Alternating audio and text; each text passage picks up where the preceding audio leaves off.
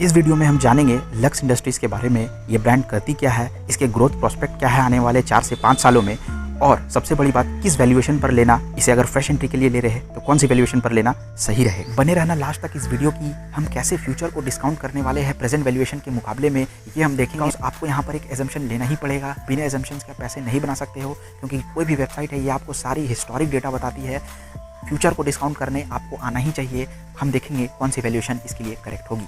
पहले देखते हैं ये लक्स इंडस्ट्रीज़ वो ब्रांड है जो कि HUL हिंदुस्तान यूनिलीवर लिमिटेड के अंदर नहीं आती है। ये एक सेपरेट एंटिटी है, वो सोप वाली ब्रांड नहीं है। ये undergarments, lingerie, leggings and various other segment पर ये काम करती है। तो पहले देखते हैं साइज। तो ये लार्जेस्ट मिड सेगमेंट होशियरी इंटरप्राइज है इंडिया में।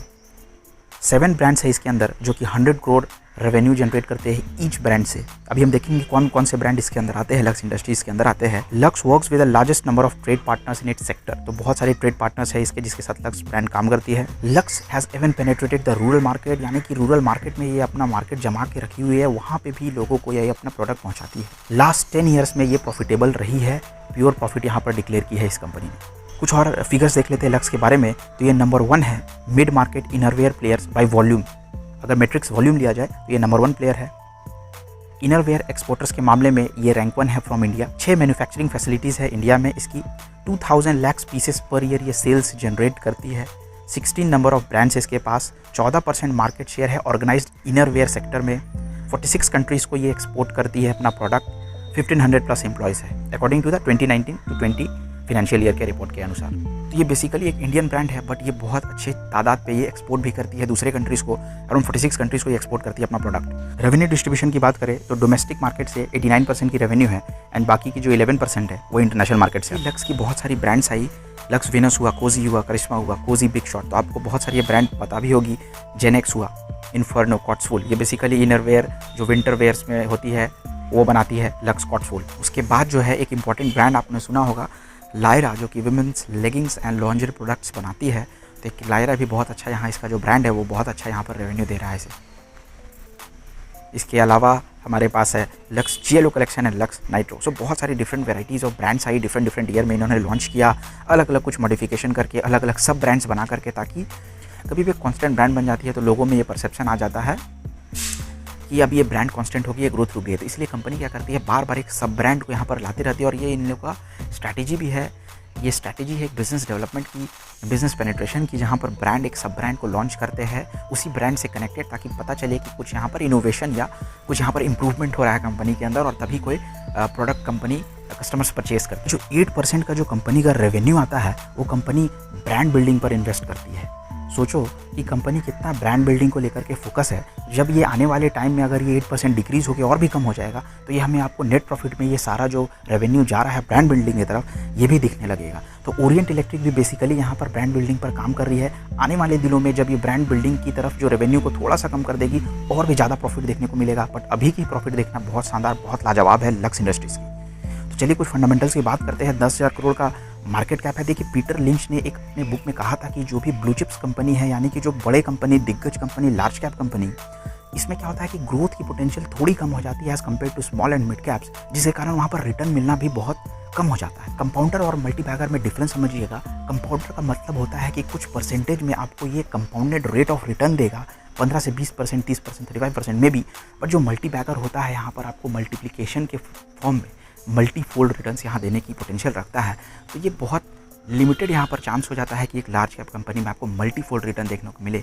इसीलिए आप कभी भी आपको जब मल्टीप्लिकेशन करना हो पैसे को, तो आप जरूर से जरूर यहाँ अपने पोर्टफोलियो में small and mid cap company को जरूर शामिल करके रखिएगा। चलिए चलते हैं मार्केट कैप में। तो 10,000 करोड़ का मार्केट कैप है इसके पास। अभी भी बहुत ज़्यादा रूम बचा हुआ है ग्रो करने के लिए। करंट प्राइस है 3500 का। ये भी हाल ही के दिनों में बहुत ज़्यादा मूवमेंट दिखाया है लक्स इंडस्ट्री। स्टॉक की पी चली गई है 38 पर, book value 336, return on capital employed शानदार है 43% का, रिटर्न ऑन इक्विटी 36% का है। फ्री कैश फ्लो जो इस ईयर कंपनी ने जनरेट किया वो है 328 करोड़ का। डेट कंपनी पर ना के बराबर है 94 CR का। कभी भी कंपनी आराम से उसे क्लियर कर सकती है। प्रॉफिट ग्रोथ है 116% का। इंडस्ट्री का पी है 21, बट हमें देखने को मिल रहा है कि वहाँ पर जो इसी आ रही है पी 38। सो लेट्स सी हम कैसे इसे डिस्काउंट करेंगे और कैसे ये आने वाले टाइम में हमें और एक अच्छा रिटर्न दे सकता है। चलिए क्वार्टरली रिजल्ट की बात करें, नवंबर 2018 में आप देखो 277 सीआर का यहाँ सेल्स होता था, बट आप मार्च 2021 को देखो तो यहाँ पर बहुत इंक्रीमेंट आया है सेल्स में, जो कि 592 करोड़ है। एंड ओपीएम की बात करें तो ऑपरेटिंग प्रॉफिट मार्जिन में भी बहुत इजाफा देखने के लिए मिल रहा है, 4% से 15% and then finally 20%। Operating profit margin बताता है कि कंपनी कैसे अपने कोर बिजनेस को चला रही है और कोर बिजनेस से कैसे पैसे को जनरेट कर रही है। तो एक मैनेजमेंट की यहाँ कैपेबिलिटी दर्शाता है, स्ट्रेंथ दिखाता है कि मैनेजमेंट अपने बिजनेस को किस तरह से चला रही है। तो 21% का ओपीएम यहाँ पर बहुत शानदार, बहुत लाजवाब दिख रहा है। नेट प्रॉफिट भी 123 सीआर की कंपनी ने यहाँ पर जनरेट किया इस पर्टिकुलर क्वार्टर में। रिटर्न्स कैसे कंपनी ने बनाए, स्टॉक सीएजीआर एक साल में 219% यानी कि 1,03,19,000 कंपनी ने बनाया है। एंड प्रॉफिट ग्रोथ की बात करें तो 3 साल में 52% और 3 साल में सेल्स ग्रोथ रहा है 22% का। बैलेंस शीट की बात करें तो यहाँ पर रिजर्व है कंपनी पर 1000 करोड़ का और बोरोइंग्स है 95 सीआर का, तो कोई दिक्कत की बात नहीं है। कंपनी ने इन्वेस्टमेंट भी करके रखा है 75 करोड़ का। ऑपरेटिंग एक्टिविटी से कैश फ्लो भी देखिए शानदार, यहाँ पर 393 सीआर का दिख रहा है। इन्वेस्टिंग एक्टिविटी है कंपनी का 176 करोड़, यानी कि कंपनी कहाँ इन्वेस्ट करी है, में भी एफडी, बॉन्ड्स या कोई दूसरे कंपनी के स्टॉक्स खरीद रही होगी या तो कोई एसेट परचेस करी होगी, यहाँ पर इन्वेस्टमेंट एक्टिविटी दिखता है। फाइनेंसिंग एक्टिविटी का मतलब है कैसे कंपनी फाइनेंस कर रही है, में भी कहीं से कैपिटल रेज कर रही होगी कंपनी को चलाने के लिए, और जब भी पैसा अंदर आता है तो ये पॉजिटिव दिखता है। बाहर जाने का मतलब है कंपनी कोई बोरोइंग्स चुका रही होगी तो इसलिए नेगेटिव हो रहा है, डिविडेंड भी दे रही होगी तो ये नेगेटिव फिगर दर्शाएगा। तो basically investing activity and financing activity both should ideally भी नेगेटिव, ये दोनों नेगेटिव होना चाहिए। शेयर होल्डिंग पैटर्न की बात करें तो सितंबर 2019 से लेकर के दिसंबर 2019 यहाँ पे एक थोड़ा सा हमें ड्रास्टिक यहाँ पर देखो कि प्रॉफिट बुकिंग दिखा है, ये किसी दूसरे के हाथ में चला गया स्टेक। मेजरली मुझे दिख रहा है कि एफआईआई ने यहाँ पर स्टेक खरीद लिया, तो यहाँ प्रोमोटर से एफआईआई की तरफ यहाँ पर स्टेक जाता हुआ दिख रहा है, और बाकी 69.51% काफ़ी अच्छा हद तक कंपनी ने यहाँ पर मेंटेन करके रखा है, जो कि बहुत ज़बरदस्त साइन है। 55 से 60% से ऊपर अगर प्रोमोटर्स की होल्डिंग रहती है कंपनी में तो बहुत अच्छी साइन है। देखिए कभी भी कोई भी कंपनी के प्रोमोटर होता है, कंपनी को डुबाने के लिए नहीं चलाते हैं। आप इसकी मार्केट कैप लेना और उस मार्केट कैप का 10,000 करोड़ का यहाँ पर आप 69% निकाल लेना, तो ये देखना बहुत बड़ा फिगर आता है, जो कि कोई भी कंपनी ये नहीं चाहेगी कि प्रोमोटर की कंपनी डूब जाए, राइट। तो एक बहुत बड़ा फिगर होता है ये 69% का। तो मोस्टली अगर आप देखो 69% होता है 6900 करोड़, राइट। तो कोई भी प्रोमोटर्स नहीं चाहेगा कि उसके 6900 करोड़ पानी में चले जाए, इसलिए वो मेहनत करते हैं और कंपनी को आगे ले जाते हैं। अब चलिए देखते हैं कैसे हम डिस्काउंट करेंगे और कौन से वैल्यूएशन पर लेना सही रहेगा।